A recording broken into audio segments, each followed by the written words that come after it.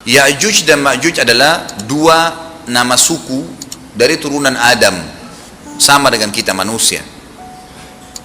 Nabi SAW sebutkan ciri-ciri mereka. Mata mereka sobekannya kecil sehingga mata mereka kelihatan seperti sipit, tapi bola matanya besar. Mereka memiliki rambut yang keriting dan mereka memiliki poster yang umumnya seperti poster manusia. Hanya saja mereka ini memang menjadi fitnah, tanda-tanda hari kiamat. Mereka tidak berbaur dengan manusia yang lain. Salah seorang di antara mereka tahu kalau dia akan mati kalau sudah memiliki anak 1000. Tidak ada pengikutnya dari manusia biasa.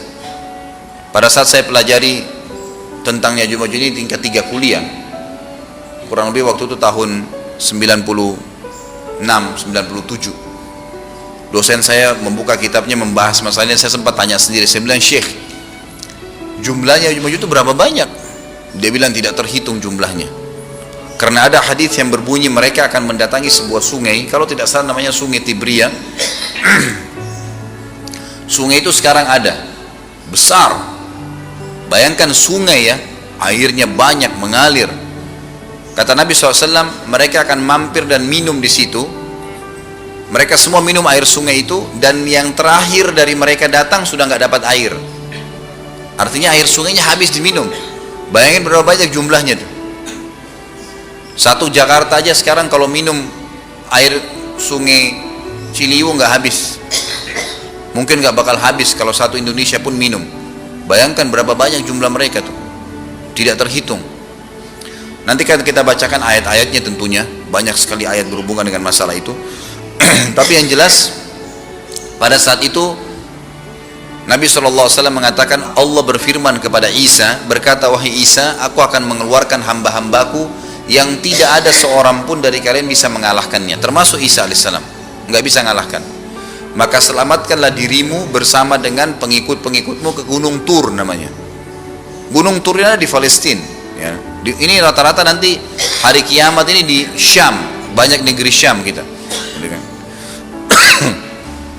Maka Nabi Isa pun alaihissalam menyelamatkan diri dengan pengikutnya ke Gunung Tur yang diikuti sama orang-orang yang beriman. Lalu tentu yang bisa ikut yang terjangkau pada saat itu, karena dunia sangat luas. Maka yang tidak sempat ikut dengan Nabi Isa alaihissalam, mereka dibunuh oleh Ya'juj Ma'juj. Allah subhanahu wa ta'ala memberikan ciri khas mereka. Artinya cirinya mereka ini, mereka dihimpit di sebuah gunung. Di surah Al-Kahfi dijelaskan oleh Dzulkarnain. Dzulkarnain khilaf antara ahli sejarah mengatakan dia nabi atau dia orang saleh. Tapi Allahu alam, saya cenderung dengan pendapat yang mengatakan dia adalah seorang nabi, karena Allah subhanahu wa ta'ala angkat ceritanya dalam Al-Quran. Dan Allah berikan dia banyak mukjizat. Di antaranya mukjizatnya adalah menahan Ya'juj Ma'juj waktu itu ingin membuat kerusakan di zamannya dia dulu. Jadi memang Ya'juj Ma'juj ini ciri khasnya, kata Nabi SAW, mereka memakan apa saja, batu. Kalau hewan-hewan itu kalah jengking sama ular, binatang-binatang buas, harimau, mereka makan semua. Jadi bukan seperti manusia normalnya. Mereka membunuh semua yang bukan seperti mereka. Mereka buat kerusakan.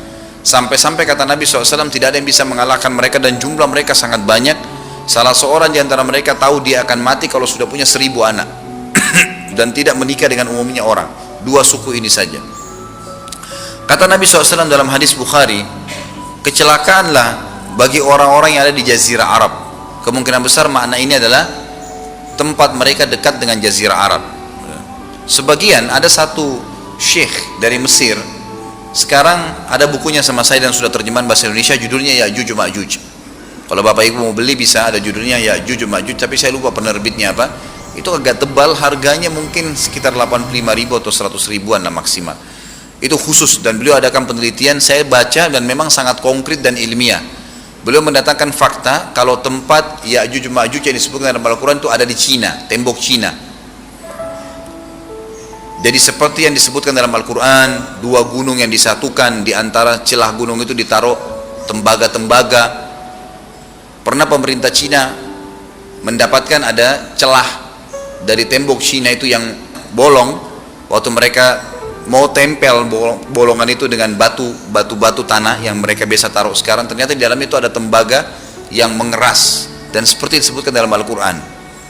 di mana ya Zulkarnain mempertemukan antara besi-besi yang ditumpuk lalu dipanasi, dibakar sehingga menjadi meleleh, kemudian disirami lagi dengan timah yang meleleh juga dan dibiarkan kering sehingga menjadi tembok besi. Kata Nabi SAW, kecelakaan bagi orang-orang yang Jazirah Arab karena telah terbuka dari lubangnya Yajuj Majuj sebesar ini. Udah kasih isyarat dengan jari ibu jari sama jari tengahnya, artinya mereka sudah bisa melihat keluar. Tetapi kata Nabi SAW, setiap hari mereka terus menggali gunung itu, berusaha untuk keluar. Pada saat mereka tiba di malam hari, mereka capek, mereka mengatakan besok kita lanjutin. Mereka bangun besok pagi, gunungnya kembali utuh lagi. Sampai nanti waktu di mana Allah izinkan mereka keluar. Pada saat mereka keluar, maka mereka akan mulai membuat kerusakan. Ada di halaman 82 ya, Al-Anbiya 96 sampai 97 ayatnya. Ingatlah hingga apabila dibukakan tembok Ya'juj Ma'juj, bolong, jebol, dan mereka turun dengan cepat dari gunung-gunung itu, dari seluruh tempat yang tinggi. Kita tahu itu jaraknya berapa ratus kilometer, bahkan mungkin ribuan kalau nggak salah ya. Semuanya itu akan dipenuhi Ya'juj Ma'juj, dan telah dekatlah, kalau sudah terjadi itu, kedatangan janji yang benar, maksudnya hari kebangkitan. Maka tiba-tiba terbelalaklah mata orang-orang kafir. Mereka berkata, aduhai celaka kami, sesungguhnya kami dalam kelalaian tentang ini, bahkan kami adalah orang-orang yang zalim. Kenapa? Karena Ya'juj Ma'juj tidak lihat apakah kafir atau beriman. Mereka tidak butuh, bukan seperti Dajjal ya. Dajjal butuh jadi pengikutnya, oke, aman. Ini enggak, siapa saja ditemuin dibunuh. Dia enggak pandang, enggak mau tanya kamu dari suku mana, kamu agama apa, tidak dipandang. Orang-orang muslim pada saat itu, orang-orang muslim pada saat itu yang ikut dengan Nabi Isa AS berhasil selamat. Walaupun pada saat itu di muka bumi umumnya orang sudah beriman. Yang dimaksud di sini orang-orang kafir adalah adanya orang-orang yang masuk Islam karena terpaksa, karena mereka tidak terlalu faham pada saat itu, lalu mereka menganggap remeh informasi dari Nabi Isa AS. Maka mereka terbelalak matanya karena dibunuh oleh Ya'juj Ma'juj. Kata Nabi SAW di dalam hadis sahih riwayat Imam Bukhari, bahwasanya Ya'juj Ma'juj akan membunuh siapapun yang mereka temui. Bahkan pada saat mereka sudah merasa menguasai bumi, mereka melepaskan anak-anak panah mereka ke langit, lalu Allah menurunkan anak-anak panah mereka sebagai fitnah, dipenuhi dengan darah. Maka mereka berkata, kami telah membunuh semua yang ada di bumi dan semua yang ada di langit. Maka sebagai penutup dalam bahasan itu kata Nabi SAW, Allah lalu mengizinkan Isa untuk berdoa kepada Allah agar memusnahkan mereka. Maka Isa AS pun akhirnya berdoa, meminta kepada Allah Subhanahu Wa Taala agar mereka semua dimusnahkan. Maka pada saat itu pun Allah Subhanahu Wa Taala menurunkan kepada mereka hama. Sebagian hadis menyebutkan serangga kecil seperti cacing, banyak sekali yang menimpa tubuh-tubuh mereka, setiap orang satu, dan itu membuat mereka mati. Membuat mereka mati, dan mereka mati seketika semuanya. Jadi secara bersamaan semuanya meninggal. Allahu a'lam waktu itu berapa ratus juta jumlah orang Ya'juj Ma'juj pada saat itu, tapi semuanya akan mati, dan seluruh muka bumi dipenuhi dengan jasad mereka. Setelah itu Nabi Isa AS pun berdoa kepada Allah Subhanahu Wa Taala agar menghilangkan jasad-jasad mereka yang baunya sudah luar biasa waktu saat itu disebutkan dalam hadis. Maka Allah Subhanahu Wa Taala mengabulkan dan mengutus dari arah barat burung-burung yang lehernya panjang dan pelatuk mulutnya besar, yang memegang setiap jasad Ya'juj Ma'juj, diambil, diangkat, setiap orang satu burung. Bayangkan berapa banyak miliaran burung pada saat itu. Kita nggak tahu bagaimana, Allahu a'lam, tapi ini wahyu, penyampaian informasi yang pasti. Diambil, kemudian jasad-jasad mereka dilempar ke lautan.